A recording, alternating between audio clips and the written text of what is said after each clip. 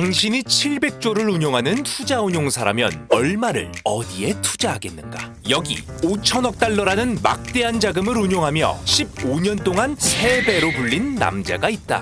You know, when investors think about how much stocks should I hold, in my mind, if you have a 40% allocation to bonds, perhaps about 10% of it should be allocated to dynamic strategies or other forms of alternatives. And in the 60% for stocks, perhaps 10% of it should be allocated, for example, hedged equity strategies. This is really important and not talked about enough when we talk about portfolio construction, and that is not changing. 이 남자는 2022년 금융분야 15대 인물로 선정된 세바스찬 페이지. 핌코에서 부사장으로 근무하며 멀티에셋 솔루션을 개발하던 세바스찬은 2015년부터 티로 프라이스에 합류해 경영위원회 위원으로 활동하고 있다. 최고 재무분석상을 2번이나 수상한 세바스찬은 투자금의 10%를 공격적으로 사용해야 리스크를 관리할 수 있다고 했는데 그의 투자 전략을 그대로 따라해본 결과 5번의 매매 동안 724%의 수익, 승률은 100%의 결과를 낼 수 있었다. 자, 그럼 지금부터 5천억 달러를 다루는 전문가의 단타 전략을 같이 한번 알아보자. 오늘 영상도 기대가 된다면 좋아요와 구독 한 번씩 부탁드리겠다.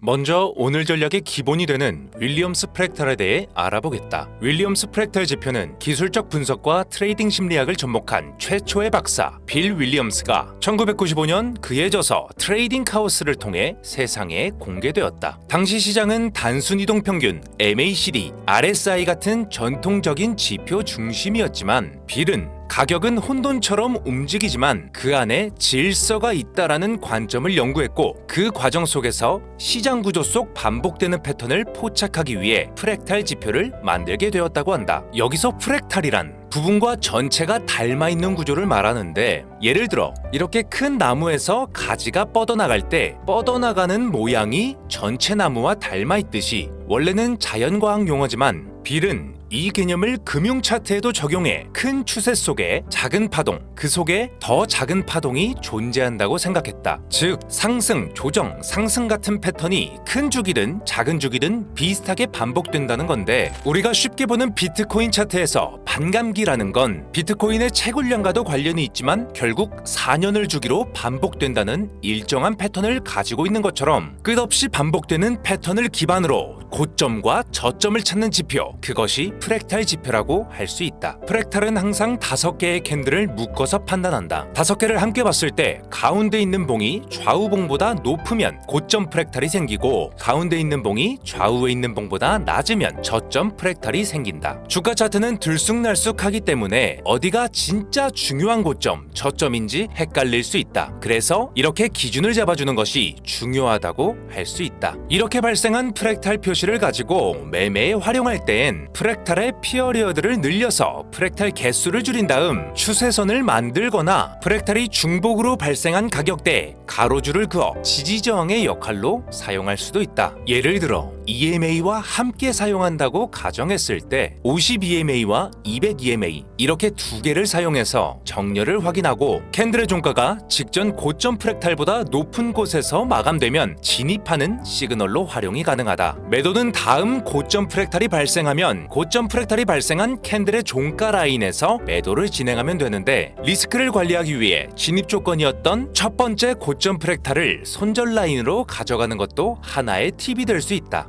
그리고 볼린저 밴드와 함께 사용할 땐 일봉 이상의 차트에서 볼린저 밴드의 표준 편차를 3으로 바꾼 다음 캔들의 저점이 볼린저 밴드를 이탈했을 때 매수하고 두 캔들이 지났을 때 저점 프랙탈이 발생하지 않으면 포지션을 곧바로 정리한다. 만약에 저점 프랙탈이 발생했다면 포지션을 유지하다가 고점 프랙탈이 발생하는 것을 확인하고 발생 기준 캔들 종가에서 곧바로 매도를 진행하는 식으로 사용되는 것이다. 이렇게 활용도가 높은 윌리엄스 프랙탈은 여러 보조지표와의 결합으로 완성되지만 확정지연의 역설이라는 한계도 가지고 있다. 확정지연이란 말 그대로 늦게 확정된다는 뜻인데 윌리엄스 프랙탈은 좌우의 사이드 캔들을 기준으로 확정되기 때문에 전환점 포착은 깔끔하지만 항상 늦다는 단점을 가지고 있다. 또한 박스권에 들어서게 되면 고점과 저점 프랙탈이 자주 발생하여 신호의 노이즈 역시 많아지게 되고 같은 이유로 강한 추세장에선 역추세로 활용하기 어렵다는 단점도 있다. 거기다 수급을 반영하지 않은 순수 가격 패턴으로 타임프레임마다 프랙탈의 간격이 다르기 때문에 얼마나 과한가라는 기준으로 비교하기 어려운 것이다. 기본 프랙탈에서 확정 시간을 앞당기려면 두 캔들을 기다려야 했지만 세바스찬은 가격이 임계치 바깥으로 튀었다가 영선 안으로 복귀할 때 진입하는 방식을 사용했다. 매매의 준비 단계라고 할 수 있는 이 구간을 주황색과 하늘색으로 표시해 시각적으로 구분하기 쉽게 한 후 여기에 ATR의 최소 범위를 고정해 작은 움직임은 무시할 수 있게 되었고 반대로 추세가 시작될 땐 RSI를 같이 사용해서 진입 시기와 매도 시기를 한 템포 빠르게 알 수 있도록 했다. 자, 그럼 이제 세바스찬의 프랙탈 사용법을 예시를 통해 알아보겠다. 다음은 XRP의 일봉 차트로 프랙탈 오실레이터를 사용할 때 필수로 확인해야 할 부분은 프랙탈이 확정된 캔들의 히스토그램이다. 고점 프랙탈에 해당하는 부분들은 대부분 주황색 막대를 띠고 있어 체결 강도 자체가 약한 데 비해 저점 프랙탈에 해당하는 부분들은 하늘색이 아닌 초록색 막대로 나타나 현재 하락 추세의 힘이 상대적으로 더 강하다고 할 수 있는 것이다. 이때 캔들이 움직일 수 있는 구간을 먼저 파악하기 위해 프랙탈이 중첩되는 구간에 가로줄을 그어서 지지저항 구간을 먼저 만들어 보겠다. 처음 여기서 지지선까지 쏟아져 내렸던 가격이 다시 반등을 하나 싶었지만 결국은 제대로 돌파를 하지 못하고 지지선까지 쏟아져 내려온 모습이 보일 것이다. 보통 이런 경우를 개미털기라고 하는데 첫 번째로 여기서 한번 크게 떨어뜨리는 모습을 보여주면 시장에서 사람들이 보이는 반응은 대개 두 가지로 나뉘게 된다. 첫 번째로 앞서 보이는 연속된 음봉 캔들로 겁이 나기 시작하다가 4일째 지지 후 반등을 해줄 것 같았던 라인이 무너지는 순간 바로 남은 물량을 던지는 패닉셀, 그리고 그 와중에도 역추세로 들어가 보겠다고 노려보는 분할 매수하는 사람들, 여기서 현명한 사람들은 두 번째 케이스라고 할 수 있다. 첫 번째 케이스는 보통 매매 전략이랄 것이 없이 뇌동 매매하는 사람들일 확률이 높고 그렇기 때문에 가격 움직임에 낚여서 설거지 당할 확률이 높다는 것이다. 그리고 여기서 한 번 더 털어먹기 위해 끌어올렸을 때 나타난 이 캔들, 여기서 고점 프랙탈이 확정되는 건 여기 도지형 캔들이 완성됐을 때다. 근데 이때 프랙탈 오실레이터의 히스토그램은 어떻게 나타나는가? 평균치에도 미치지 못하는 주황색 막대만 있을 뿐이라는 거다. 이때 할 수 있는 해석은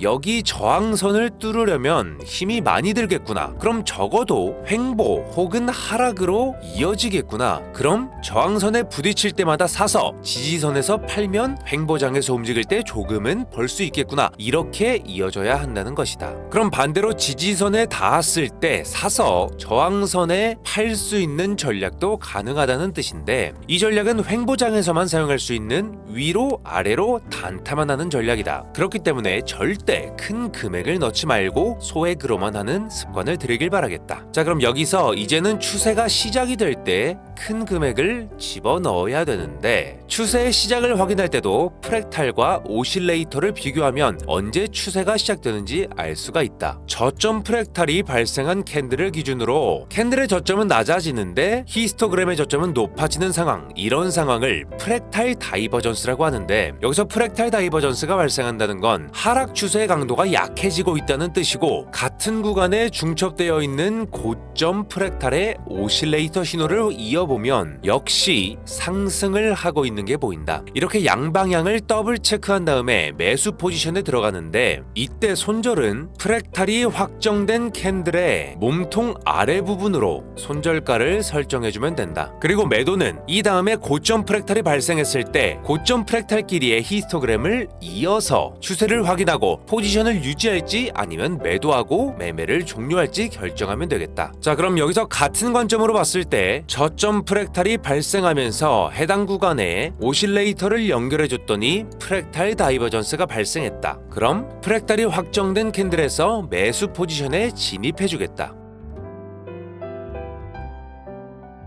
저항선을 뚫고 올라간 다음에 그 위에 안착하고 있는 모습을 보여줬다. 그와 동시에 오실레이터 역시 맥스치에 도달했지만 아직 고점 프랙탈이 발생하지 않아서 상승 추세가 이어질 수 있을 것으로 보고 포지션을 유지하겠다. 자, 지금 고점 프랙탈이 발생했고 오실레이터 역시 체결 강도가 약해지고 있는 것을 확인했으니 해당 구간에서 매도를 진행해주면 되는데, 매도를 진행할 때도 고점 프랙탈이 확정된 캔들의 몸통 윗부분 라인으로 잡아주는 것이 좋다고 할 수 있다. 자, 그럼 이렇게 매도가 체결되면서 매매가 종료됐다. 그럼 이제 계속해서 지켜보도록 하자.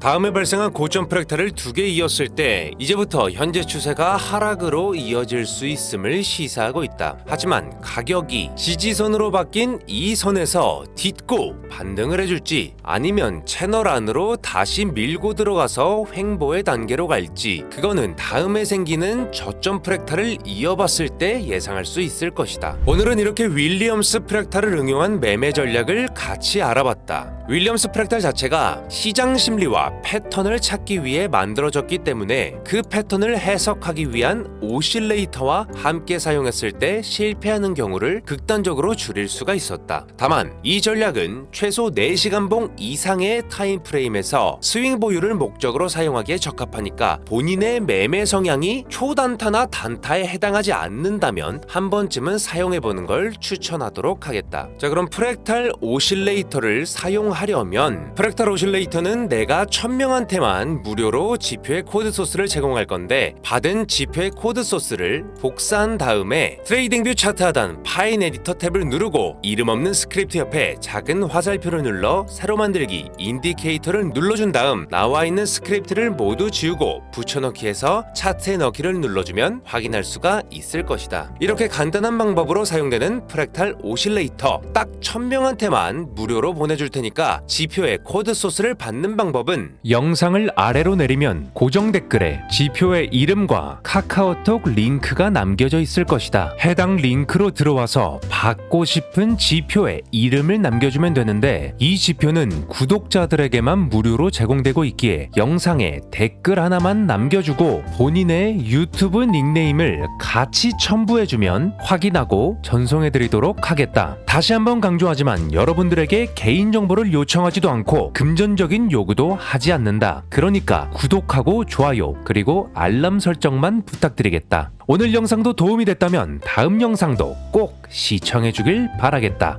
감사하다.